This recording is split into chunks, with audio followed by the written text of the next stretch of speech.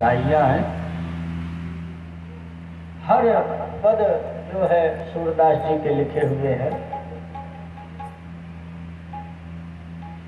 सुखदेव स्वामी कहते हैं एक बार माँ यशोदा दुग्ध पान करा रही थी, भगवान को पान करा रही थी, और भगवान ने जैसे पान किया तो जमुहाई लिए, तो जमुहाई लेते ही भगवान का मुंह खुल गया। भगवान के मुख में मैया यशोदा ने संपूर्ण ब्रह्मांड के दर्शन।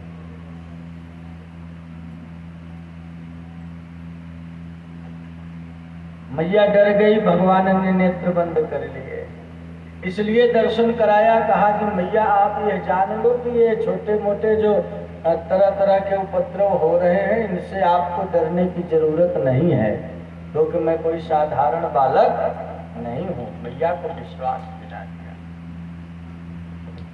और समय व्यतीत हुआ।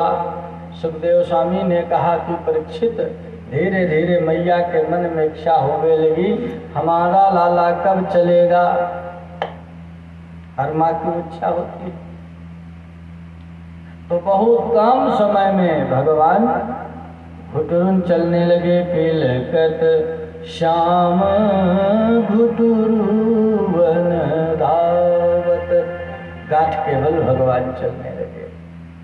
तभी तो कहा गया कि पाटी पकड़ के चलने लगे जब मदन गोपाल, धरती तमाम हो गई एक आन में निहाल। बासुकी चरण छुअन को चले छोड़ के पाताल, आकाश में भी धूम मची देख इनकी चाल। पाटी पकड़ के चलने लगे जब मदन गोपाल, पाटी पकड़ के चलने लगे जब मदन गोपाल, पाटी पकड़ के चलने लगे जब मदन गोपाल।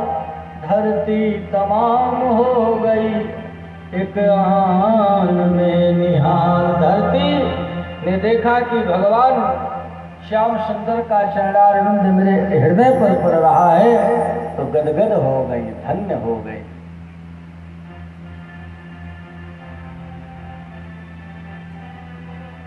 कालेन ब्रज तालपेन गोकुले राम केशवौ। तालपेन बहुत कम समय में, अल्पेन बहुत कम समय में, अल्प माने कम, काल माने समय, बहुत कम समय में, छोटी सी अवस्था है भगवान की 3 महीने के। कालेन ब्रज ताल्पेन गोकुले राम केशवौ जानुभ्याम सह पाणिभ्याम रिंगमाणौ विजरयतु।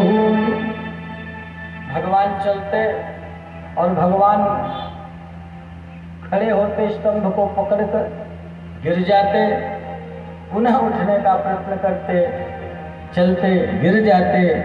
इस दृश्य को जब ब्रह्मादिक देवताओं ने देखा तो विचार करने लगे कि धन्य है यशोदा, आज तेरा जीवन धन्य है कि तेरे आंगन में आज अखंड ब्रह्मांड का स्वामी बालक बन करके घूम रहा है।